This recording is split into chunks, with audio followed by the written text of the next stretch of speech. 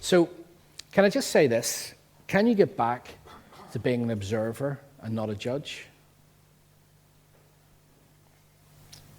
How do you do that? How do you just simply observe?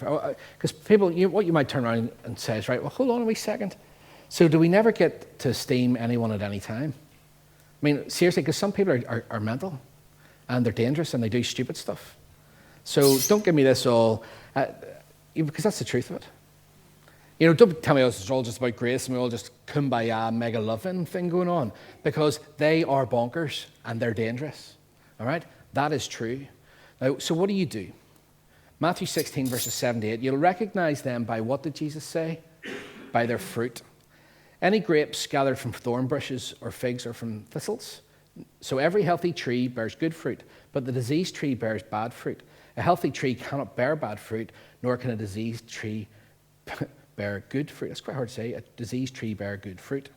Now, listen to me. Before you go, haha, thank you. I told you it was in the Bible. I was right. He did this, and he's bonkers. Bad fruit. I get to judge. All right? That's not what he's talking about. He talks about fruit. All right? Now, the principle is applicable to everybody across the board. The only way of knowing, okay, is not what we think that is in their hearts. Because when you attach significance to what's in their heart, for example, let me give you a real life example before we move on. If I went to talk to Adam there, right, and I went to lean over Dorothy, and I smacked Dorothy in the face by accident with my elbow, all right? Dorothy has a choice to make in that moment. She goes, and she gets up, like people from Portadown do, and she wails all around her, smacking at me and throwing chairs and going, you'll never do that again, pastor, all right?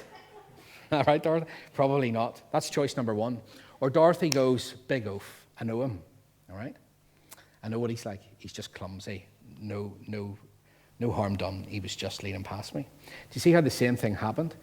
One, I chose to make it personal and attach significance to the motive of me leaning over. The other one, I chose not to judge the motive in a negative way. It was the same thing that happened. I'm looking at the same thing, but the result in my life, one is freedom and one is pain. Do you see what I'm getting to do? What I'm saying? That's what I'm trying to say when Jesus says don't judge. I'll give you some more verses for that. So what do you do about fruit? What does that mean?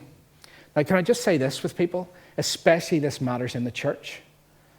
And we were crucified many times by many people over one thing.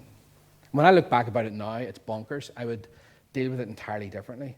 But fruit is the only thing that is observable. And listen to me, it grows over time. It's not a single event. Okay, it's not a mistake, and it's definitely not somebody's even their current actions. Do you hear me? Fruit is our track record.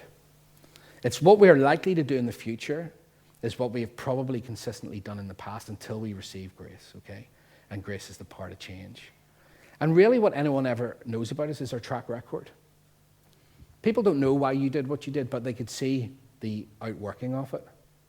And even knowing someone's track record, listen to me, doesn't give anyone the right to make a judgment about what was going on in their heart at the time. Now, this is hard to receive, but it will free you. Track records are simply this. They're observable and measurable actions that we can apply wisdom to whenever we have to deal with people.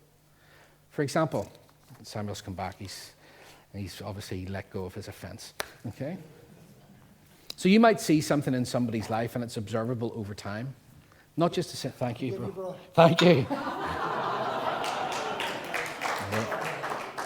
Do you know what? I actually want to see you drink it first in case you put anything in it. Did you come out of the bathroom with that, Samuel? That's all I'm saying. Hi. Make a joke about my hairdo, I'll get you. Here we go.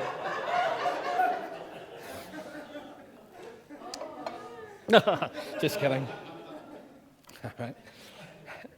But even when somebody's track record is not good, and there's an inconsistency in their behavior, it doesn't mean that we don't treat them with love and respect. Because what I love about the gospel is the law says you're guilty, grace says go again.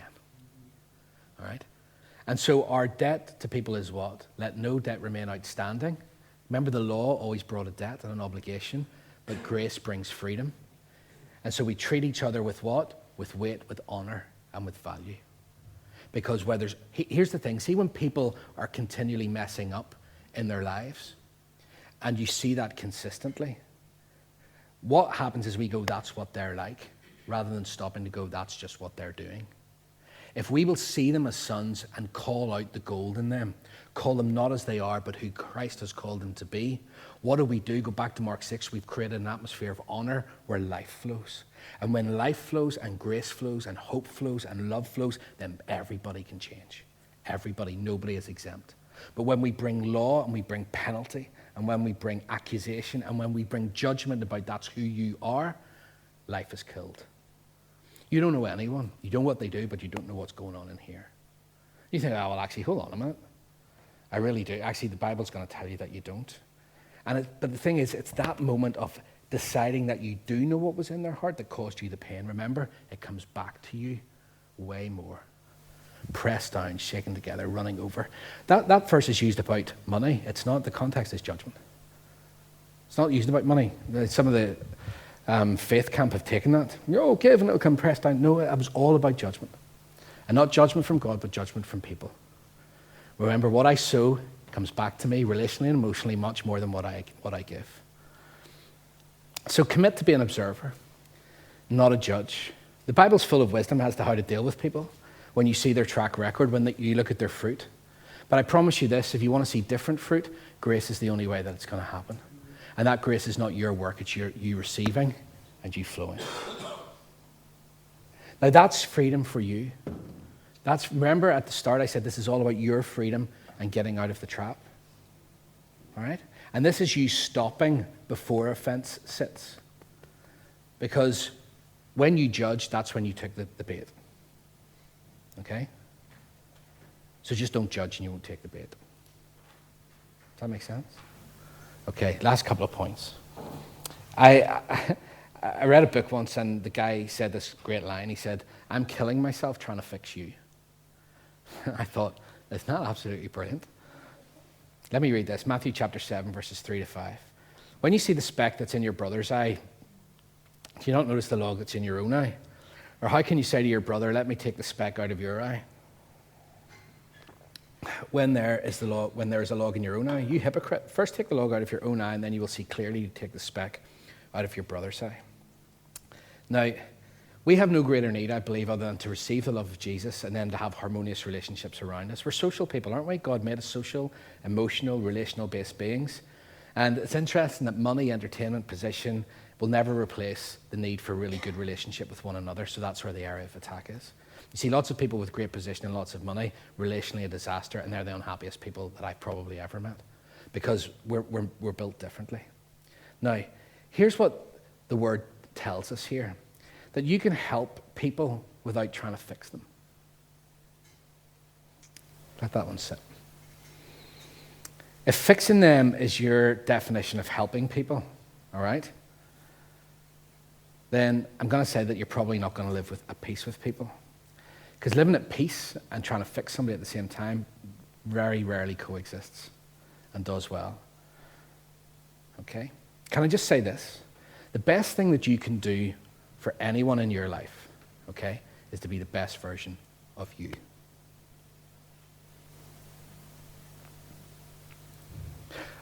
Oh, hold on a minute. There's this and there's this. Okay. We all, what we do is we tend to go right to the end of the edges here and go, but what about? And I know you've got lots of questions. I'm just starting today to look at, what goes on in your heart. You see, for me to be the best husband or to have the best home, let me say the best home, all right? Penny and I are married nearly 21 years. Got married when I was 10, and every time. Was it 9? Don't know. And what have I learned about creating a happy, harmonious home for Penny and for the children? It's not me fixing them, because I kill myself when I try to fix them. But it's to be the best version of me. The best version of who God's called me to be. And so very early on in my relationship and marriage, and we're good and we're bad at this, we have ups and downs, is what I understood was that My job was not to fix Penny, my job was to love her. Now, she's still on that journey, that's all I'm saying. She hasn't quite had that revelation yet. But, so pray for me and pray for her. Andrew, what are you doing? Isn't that right?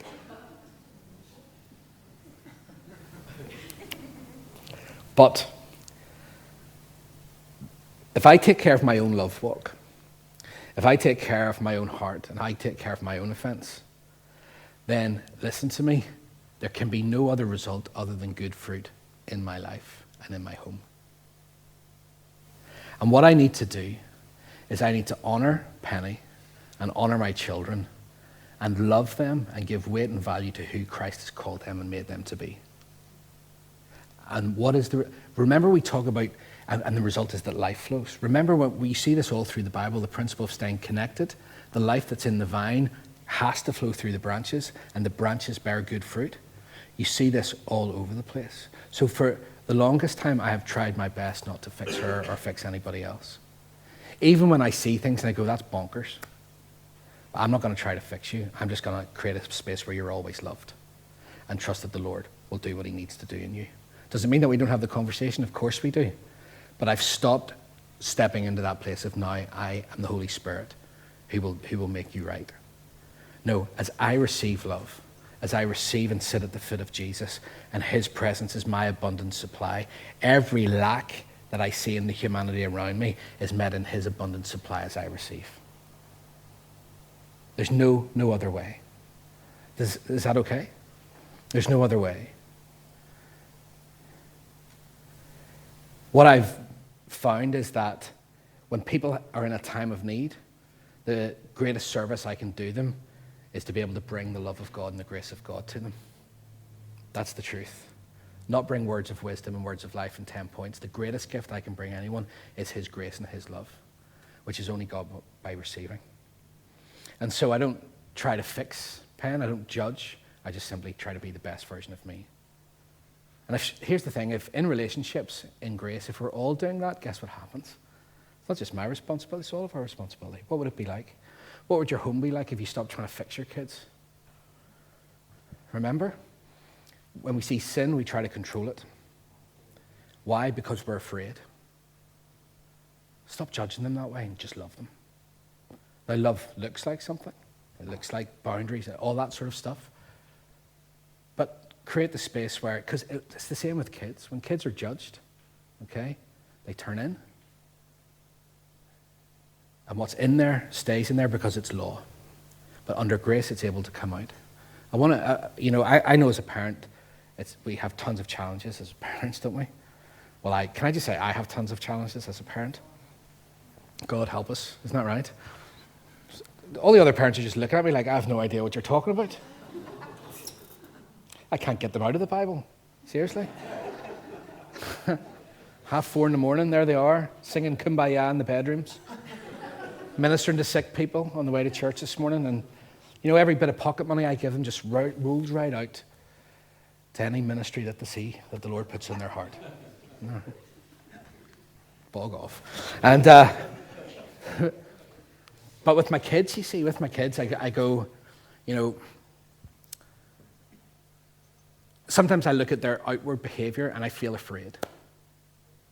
Do you get that? I look at it and I go, oh, it's not what I see, it's not what I envisage. I know that it's not good. I probably think that I know what's going on inside you, and the Lord goes, don't judge. Love them. Now, of course, instruction is important, okay? But I'm not going to control you. I'm going to love you. I'm going to honor you. I'm going to give you weight. I'm going to value you because I believe that life will flow in that place. Because I just realized that my desire to control you is because I'm afraid of your sin. But where there's sin, his grace abounds. And that's a real toughie. But it's rooted in judgment in my heart. So that's what I have to receive to go, it's the only way that I can truly love. And the best thing that I can be for my kids is the best dad. So what do my kids need whenever I mess up? Not for dad to try, or when I mess up or they mess up, not for dad to try to fix them, but to see a dad who is flowing in love and goodness and patience and mercy. The best thing I can do for them is be the best version of me. as Christ called me to be. Does that make sense? Now, the last thing I want to say is this, that, don't try, if we're not careful, what can happen is this, I think that in Matthew 7 here, we're talking about planks and specks and all that sort of stuff. I think at the moment you think that you can look at somebody and see their faults more clearly than you see your own, okay? That's what this bit of the Bible is saying. It says you become a hypocrite. Now, it just means somebody who's acting under an assumed character. That's what a hypocrite actually defines as. And what's that assumed character? You think that you're now God. So you've actually taken the place of Jesus in their life because you're able to see much more clearly what's wrong with them than what he says. Now, if we're not careful, we can become more sensitive to the faults of other people. Isn't that right? When you see their faults, you get really tuned into them and they really annoy you. It's like Penny's a noisy eater. That does my head in. It's not a sin, but it's just really annoying. So last night we're sitting on the sofa and I made her some lovely pasta after being here. And I'm going, would you ever stop that? Right? Now, we laugh about it, and it's fine, because I'm a quiet eater. But Ben and Penny, dear bless us all. You can't, I'm saying, will you turn that TV? Rather than turning the TV up to 65, why don't you just stop smacking your food? And Penny's like, all right? But do you know what happens? Once you become aware of it, all you can hear is, even when she's being quiet, isn't that right? You're doing it again. You know what I mean? It's dead funny. Do your bopping. Isn't it funny you get so sensitive to what's going on with other people? But can I just say this? Actually, most often I find that it's actually that people's needs are expressed through their faults. All right? And too often we see negative behavior and we don't recognize sometimes there's stuff, I don't know what goes on in Penny to make her go. But the point is this, But what we've seen is that love is actually about getting the splinter out of her eyes. And Penny and I decided a long time ago the last thing that we need to be is two blind people trying to get something out of each other's eyes, right? Because that's essentially what it's like. Here's me. I don't even know what goes on in my own heart, but I can see your heart really clearly. Let me help you with that. And okay, really? It's like two people who are short-sighted hacking the life out of each other's eyeballs. You both go blind. It's absolutely stupid. It's never your job to fix anyone. And when you judge them, what you think is you're going to fix them because you've judged what the issue is. You'll never do that. It's your job to create an environment where God and people can work together to receive grace upon grace, because as they receive him, they're transformed. But you've got to believe that the power of the gospel is enough to change a heart. That's the point. Because when you don't believe that the power of Jesus and the Holy Spirit in them is enough, but Lord, what about? No, he is enough. He's enough to change the coldest, most wicked thing in anybody and to give them a whole brand new start. He is enough. And it's that faith challenge at times to go, do I really trust that in loving, that it creates enough life to flow, where actually love, joy, peace, patience, kindness, goodness, and gentleness and self-control all will be the fruit? Do I truly believe that he is good to his word? Because that's the issue. And that's when we go back and we go, no, I'd rather just make a judgment on what it is and I'll fix it. And in doing that, dishonor reigns and life is stopped. It's a challenge, folks. It really is a challenge. But I'm going to finish by just saying this. In an environment of love, in an environment of grace, in a family of that, people feel safe enough to address their stuff, to address their issues. If you try to fix somebody, what happens when somebody tries to fix you? What do? You tighten up, don't you? There's a good ported-down expression. You tighten up, boy. That's what happens. Try to fix me and I will react to you. Why? Because I don't want penalty in my life. I react against it. And law brings penalty, judgment, and fixing me. I have found, it doesn't work with me. I had people trying to send me to all kinds, in this church, older people who were here, going, oh, do you know what you need? Basically, you need fixed. You're mentally ill. And I could be, I don't know whether I am or not, all right? But they used to tell me, oh, I've got a guy who'll fix you. I never went, all right? Never, ever went. And then, it's not true. Oh, do you know what the problem is? It's so deep down in your heart. Like people, honest to goodness, mental. So deep down in your heart, you're so wicked, you don't even realize how wicked you are, but we see it all. So we're going to fix you. You would not believe the craziness in the church. And Jesus said, I come to bring you freedom. I used to feel like the worst sinner in hell. Like nothing I would do was right. It was awful because It was, oh, we're going to fix you, or we're not going to fix you. We have the man who will fix you. 6 months with him at £75 an hour, you'll be so much better. Do you know what? I used to think, are you on flipping commission? Because you're all recommending this guy. I bet you're on 10%. I know it. I could judge your heart. You're all on an earner. So the thing in me was, whenever people try to fix me, right, I go, no, thank you. You're not fixing me. But whenever people came along and said, do you know what, we really love you. When Marcel Gassenbeek from Young and Free came along and went, I don't care what happened. I don't care. We just love you. I tell you what, life started to flow in us. Isn't that right? When Joshua Macaulay picked up the phone that night and said, hey, I want to connect with you, life started to flow. And what I've found in our lives over the last couple of years is life flows when there is honor given. When, I tell you, Pastor Marcel is an absolute, such a calling for this. You are not what you do, you are loved. We don't care about that, we just care, how are you doing? We love you, we value you, we honor you. But Marcel, I remember having the conversation, what about this? Doesn't matter. You're just loved. I was like, seriously? The most beautiful high-definition picture of grace given to me in the church that I had ever experienced was Marcel Gassenbeek. And I know that he listens to this, but it's for me to honor him today, to say thank you, Pastor, for doing that for us. Because life flowed in us as a result. Life flowed in us as a result. When there was the end of judgment and people fixing and condemnation, life flowed. Isn't that right?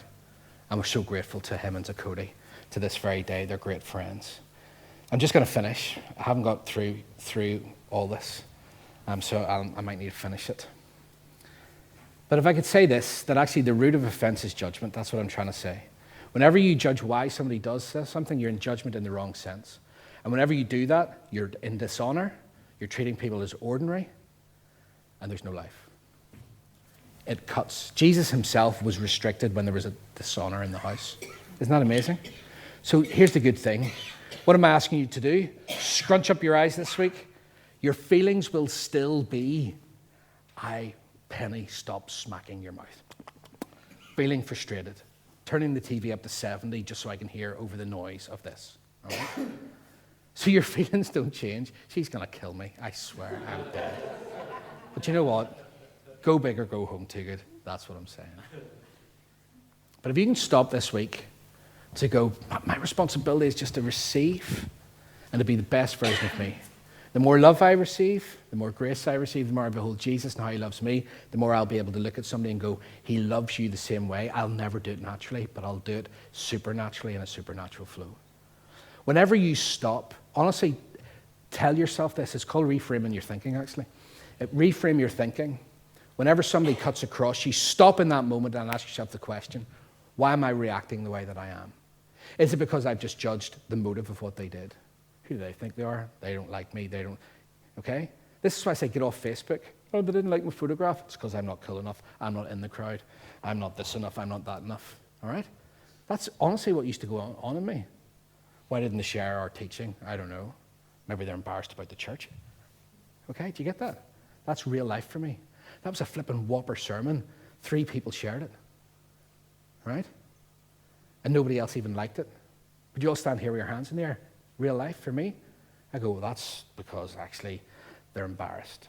And that plays into all the crap from before they're embarrassed, etc. And you might be. I don't care. That's about you. But the thing is, I make it about me and then I live with it in my heart. So the best thing for me to do is just to stop judging. I don't know why you don't share the teaching. Some of you. But I've stopped making it about me. And therefore, it helps me to honor you and love you and still have life flow. Do you get that? But then also I take away the distraction of the social media. So I don't even see it. It doesn't even bother me. I'm just trying to tell you what it's like in real life around this stuff. So whenever I start to feel it, I go, what was I thinking on there? What was it that triggered that? That's because I had made a judgment somewhere, which was unhealthy. So now I just choose to love. And I just choose to love. Not as best as I can, as much as I can receive, is how much I can love. Amen? Live free this week. It was for freedom that he set you free. Don't take the bait. Learn in your heart when you're slipping into why instead of what. Be wise and allow the Holy Spirit to show you that, because you will see grace flow like you've never seen it before. Amen?